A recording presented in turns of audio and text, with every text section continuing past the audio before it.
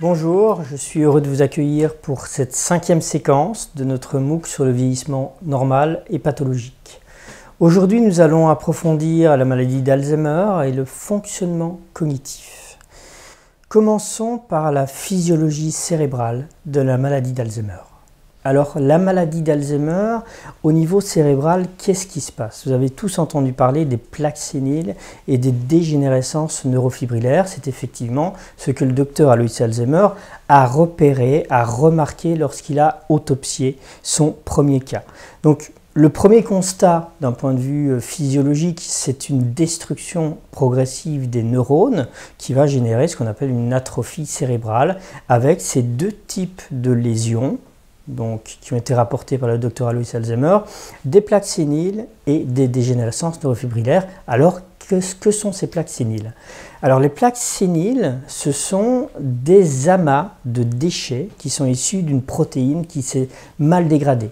La quantité de ces plaques, le fait qu'elles vont être de plus en plus nombreuses et de plus en plus importantes, vont faire que les neurones avoisinants vont étouffer en quelque sorte, l'oxygène n'arrivera plus jusqu'aux neurones avoisinants.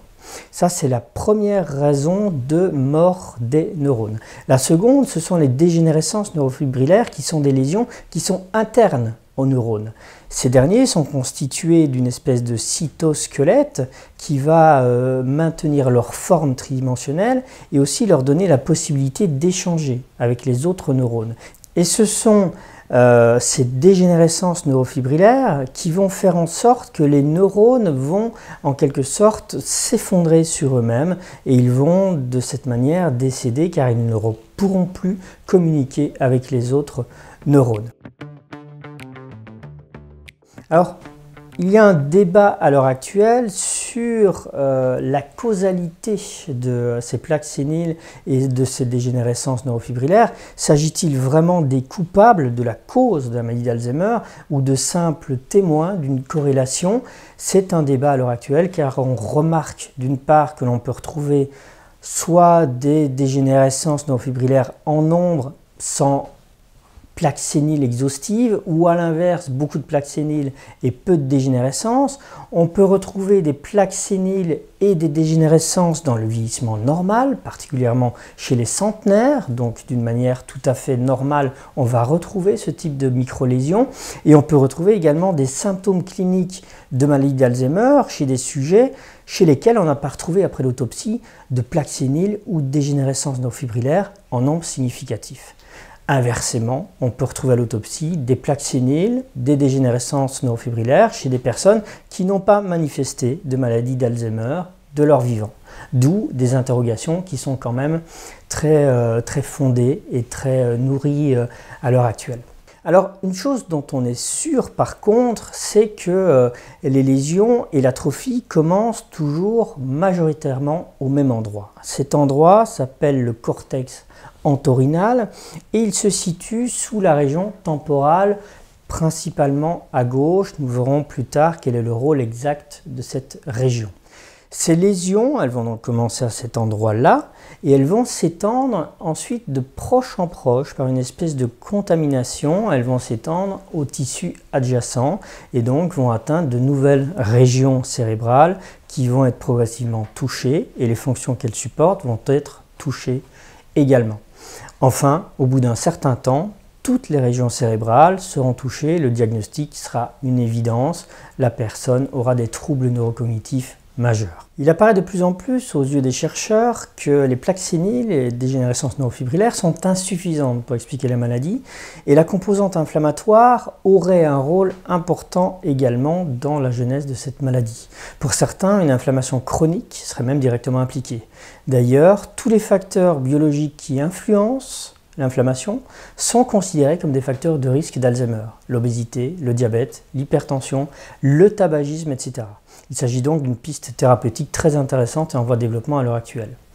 Il est confirmé également, surtout dans certaines familles, qu'il existe une composante génétique qui serait à l'origine de certaines formes de maladies d'Alzheimer.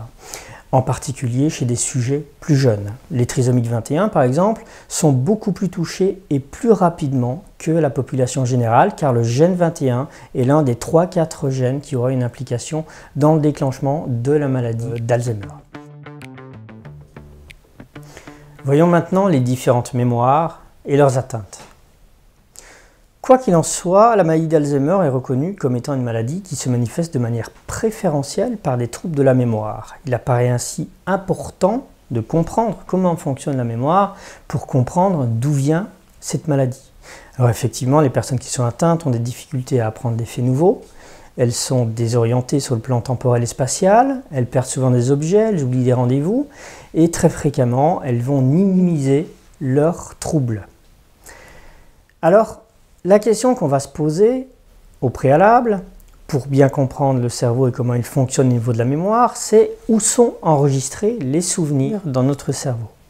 Pour répondre à cette question, regardons l'organisation générale du cerveau. Le cerveau est organisé en lobes, en 4 grands lobes. À l'arrière, par exemple, nous avons le lobe occipital qui est dédié principalement à la vision. Donc toutes les images vont être enregistrées dans ce lobe occipital. Au niveau temporal, nous avons à gauche un lobe dans lequel va être structuré le langage. Dans le lobe temporal droit, nous allons avoir tout ce qui est le chant et tout ce qui est le rythme de la voix.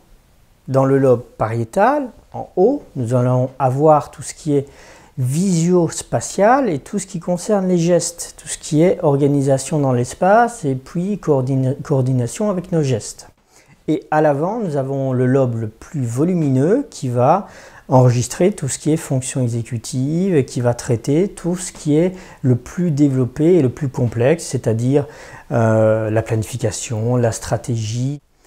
Une fois que nous avons vu cette architecture générale du cerveau, nous nous rendons bien compte qu'un souvenir ne peut pas être enregistré à un endroit précis. Il est enregistré dans toutes les parties du cerveau selon la nature des informations.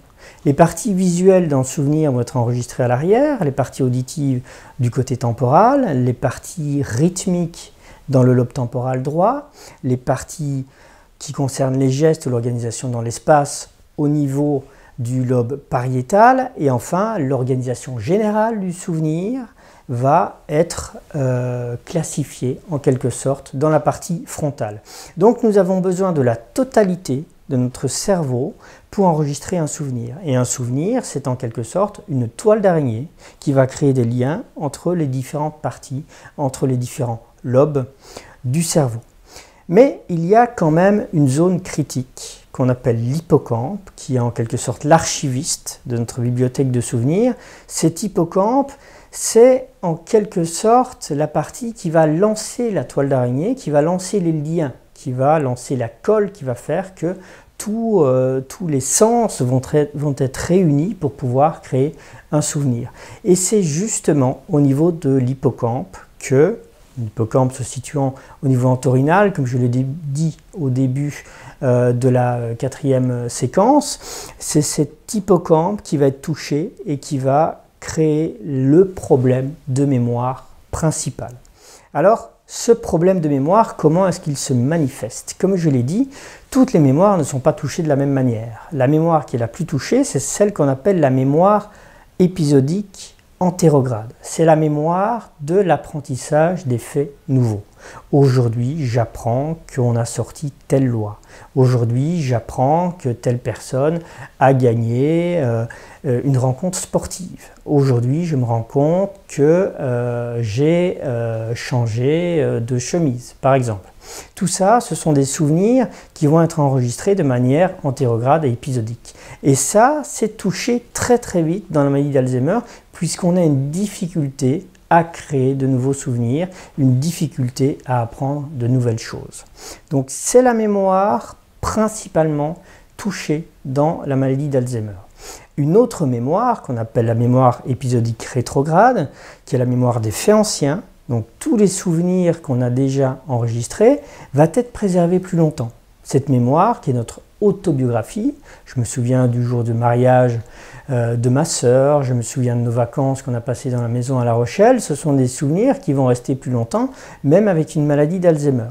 Mais ils vont quand même partir. Les neurones vont mourir, toute l'atrophie corticale va faire en sorte que des souvenirs vont partir par pans entiers.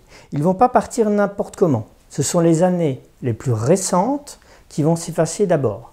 Donc par exemple, une personne qui a 80 ans et qui est atteinte d'une maladie d'Alzheimer va commencer par oublier tous les souvenirs non marquants qui se sont déroulés entre ses 60 et ses 80 ans.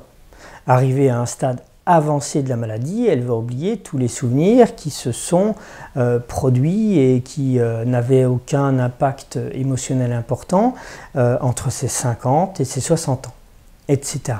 Voilà, c'est comme ça que ça part en un sens inversé qu'on appelle un gradient inversé.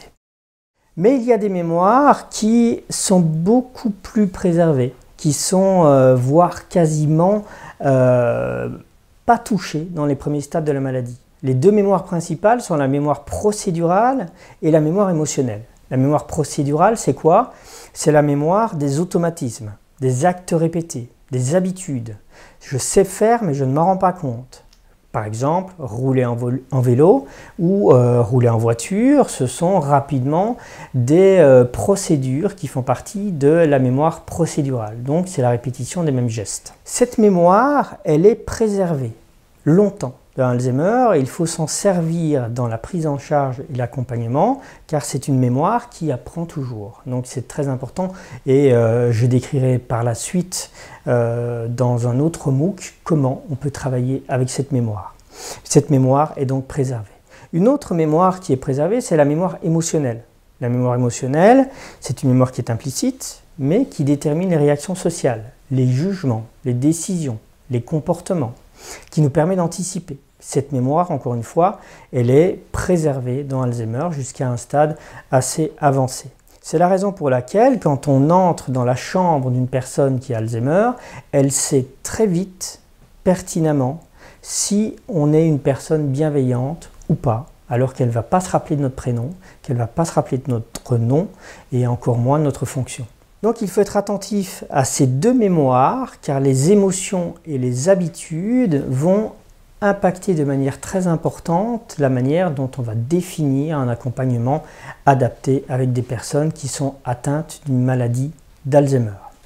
Une dernière précision au niveau de la mémoire qui est très importante, c'est la dissociation entre connaissance et familiarité. Nous avons tous vécu ce moment où on croise quelqu'un dans la rue et on se dit « Tiens, je connais cette personne, mais alors qui est-ce et comment elle s'appelle ?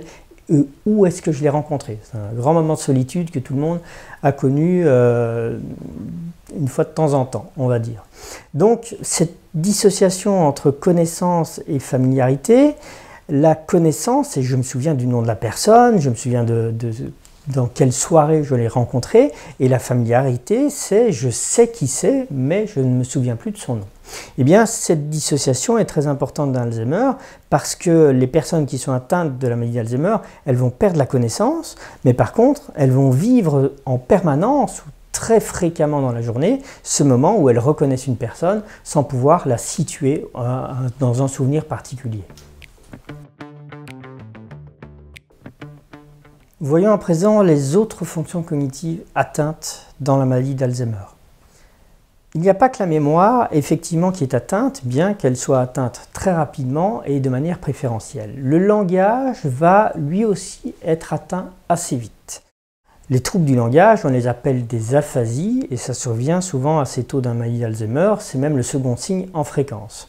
Alors comment est-ce que ça se manifeste? On a par exemple un manque du mot. Comment est-ce que ça s'appelle déjà cet objet?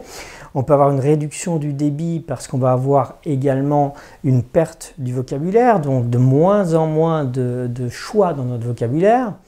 On peut se tromper de mots, de noms, de prénoms. On peut répéter également des mots ou des phrases entières.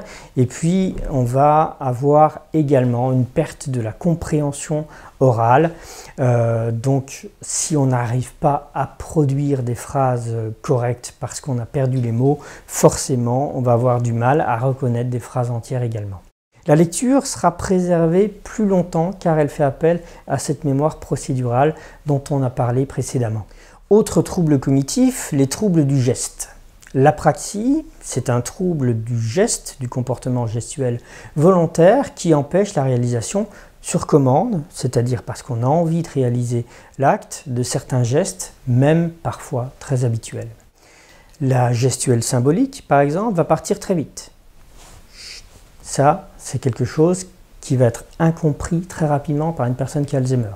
On va avoir des difficultés à imiter les gestes d'autrui. On va avoir des difficultés dans l'utilisation d'objets. Et enfin, il faut bien savoir que les gestes volontaires vont être beaucoup plus vite touchés que les gestes automatiques. Les activités de la vie quotidienne, enfin, vont être de plus en plus compliquées et réduites. Se laver, s'habiller, etc. Troubles cognitifs qui peut arriver tardivement, c'est le trouble de la reconnaissance, ce qu'on appelle une agnosie. C'est une perte de l'identification et de la reconnaissance d'un objet. C'est-à-dire qu'on va avoir un objet devant nos yeux, imaginons une carafe d'eau par exemple, mais on ne saura plus de quelle manière se servir de cet objet. Donc les objets personnels et familiers sont reconnus plus longtemps. On peut avoir des difficultés à reconnaître les visages et aussi une impossibilité à saisir une scène dans son ensemble. Par exemple, s'il y a trop d'éléments dans une chambre, la personne, elle peut ne pas comprendre son environnement. Enfin, l'agnosie ne concerne pas uniquement la vue, on peut avoir des agnosies auditives, ne pas reconnaître le bruit d'un train par exemple, le goût peut être touché aussi, de même que les odeurs. Enfin, dernier trouble cognitif dont nous allons parler, les troubles des fonctions exécutives. Donc les fonctions exécutives qui dépendent de ce lobe frontal qui est le plus volumineux chez l'être humain. Les fonctions exécutives sont des fonctions psychologiques de contrôle qui permettent un comportement adapté et flexible à toute situation. La planification, l'organisation, les étapes et les enchaînements pour atteindre un but sont perturbés rapidement dans la maladie d'Alzheimer. L'inhibition est perturbée également. Maîtriser ses actes, maîtriser ses impulsions, notamment en accord avec les conventions sociales, ça va être rapidement perturbé. Je m'empêche de. La flexibilité, faire deux choses en même temps, ou passer rapidement d'une activité à une autre, ça aussi, ça va être perturbé. Enfin, l'abstraction et le jugement, juger moralement ou conceptualiser, l'abstrait est toujours moins solide que le concret. Voilà, nous avons fait en quelque sorte le tour des principaux troubles cognitifs en essayant de comprendre d'où ils venaient. Vous voyez que c'est très important pour pouvoir à la fois mettre du sens sur les comportements des personnes atteintes et également pour pouvoir mettre du sens sur l'accompagnement que nous allons proposer. Il y a quand même quelques limites par rapport à cette maladie d'Alzheimer. Pour conclure, les chercheurs, comme on a vu au début, ne sont pas tous d'accord sur les hypothèses explicatives de la survenue de cette maladie. Pour les tenants des approches biomédicales classiques, ce sont bien les plaques séniles et les neurodégénérescences fibrillaires qui provoquent ce type de démence. Mais le peu de progrès thérapeutique concernant ces cibles depuis les années 90 et surtout le peu de corrélation établie entre l'importance des plaques, des dégénérescences et les troubles cognitifs ont en quelque sorte remis en question ce modèle initial. De plus en plus, on considère que le lien de cause à effet n'est pas simple et que de nouvelles pistes doivent être abordées. Inflammatoire ou encore le stress oxydatif pour ne citer que ces deux-là. Enfin, certains n'hésitent pas à considérer la maladie d'Alzheimer comme une simple variante d'un vieillissement normal et d'un déclin naturel des fonctions. Alors, qui détient la vérité est encore beaucoup trop tôt pour le dire et il est même probable que plusieurs axes doivent être travaillés simultanément pour obtenir des résultats. Dans cette cinquième séquence, nous avons abordé plus en détail la maladie d'Alzheimer et surtout le fonctionnement de la mémoire et des autres sphères cognitives. Au niveau de la mémoire, nous avons vu que seule la mémoire antérograde épisodique était majoritairement touchée et que les mémoires procédurales et émotionnelles en particulier fonctionnaient toujours jusqu'à des stades avancés de la maladie. Ces données sont indispensables pour comprendre d'une part le comportement des personnes qui sont atteintes et aussi pour mettre en place un accompagnement le plus adapté possible. Je vous remercie pour votre attention et je vous dis à très bientôt pour la dernière séquence de notre MOOC sur le vieillissement normal et pathologique.